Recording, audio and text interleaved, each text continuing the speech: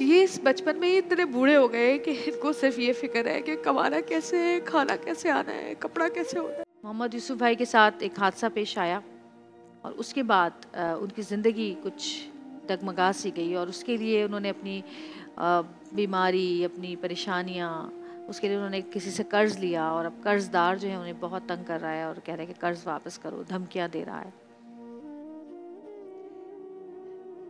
कुछ लोग अल्लाह ताला चुन लेते हैं, कुछ मखसूस लोग अल्लाह ताला अपने काम के लिए चुन लेते हैं। बड़े खुशनसीब लोग होते हैं जो अल्लाह के कारिंदे बनकर उसके बंदों की हेल्प करते हैं। आइए यूसुफ भाई से सुनते हैं उनकी अपनी कहानी, उनकी अपनी ज़ुबानी।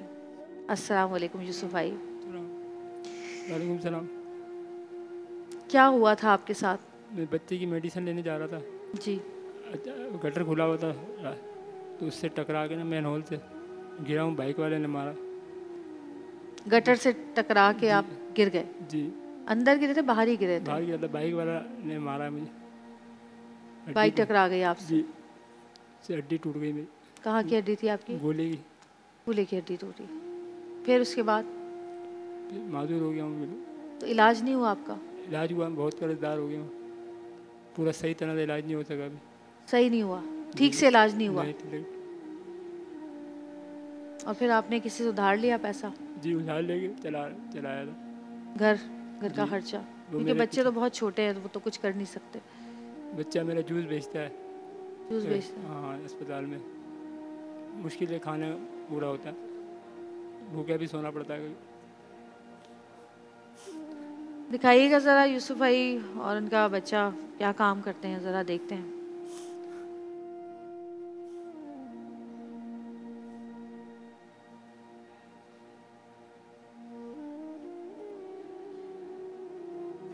ये एक कमरा है जिसमें आप लोग रहते हैं? जी।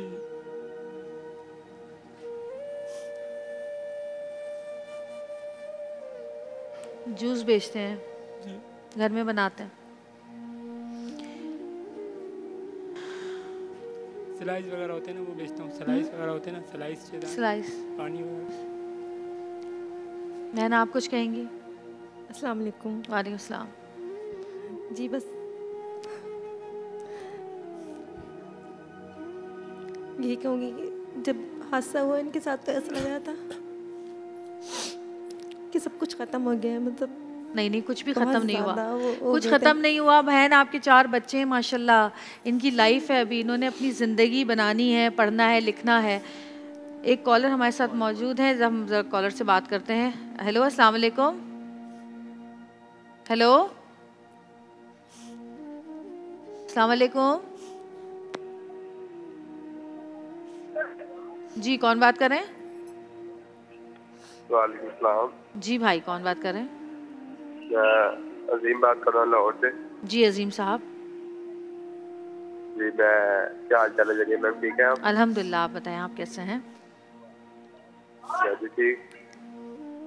जी भाई, आप कहिए क्या कहना है आपको?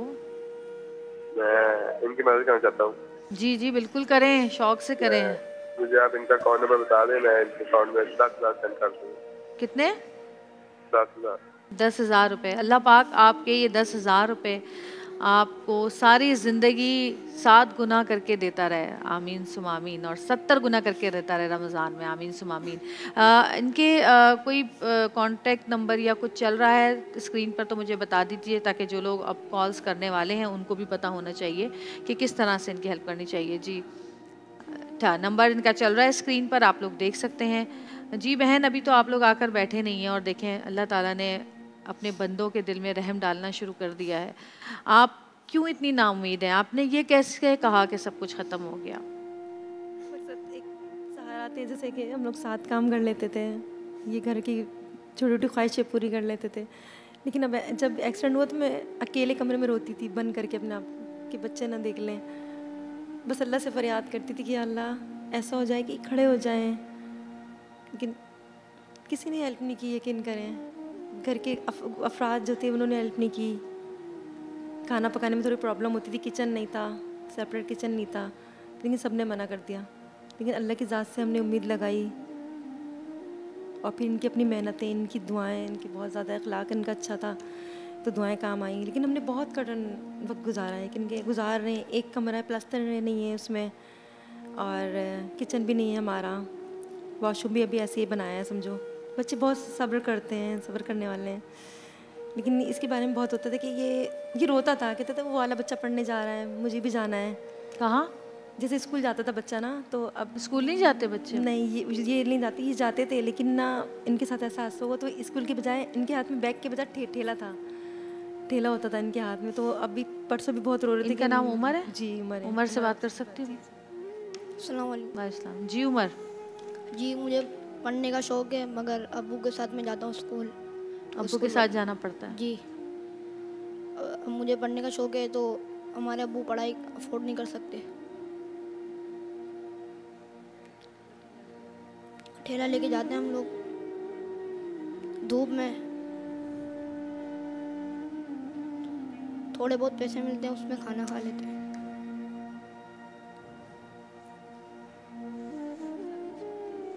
मेरे सारे दोस्त पढ़ते हैं, मगर मैं नहीं पढ़ पाता।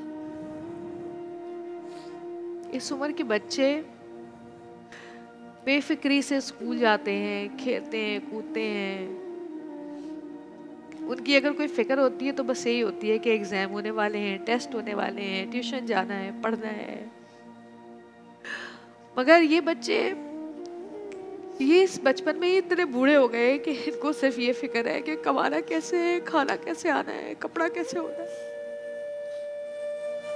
हम लोग अपने बच्चों को इतने महंगे महंगे स्कूलों में पढ़ाते हैं, इतने महंगे महंगे ट्यूशन्स रख कर देते हैं, और ये अपने बुनियादी हक से ही महरूम है।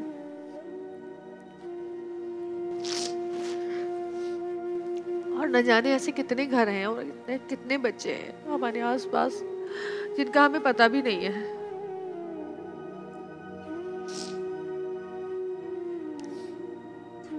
अल्लाह पाक इन बच्चों के मुस्तकबिल के लिए किसी ऐसे शख्स को भेजे जो कि इन बच्चों का मुस्तकबिल खड़ा करे, क्योंकि एक बच्चा भी अगर काबिल बन गया तो न जाने कितनी नस्लों को संवारेगा।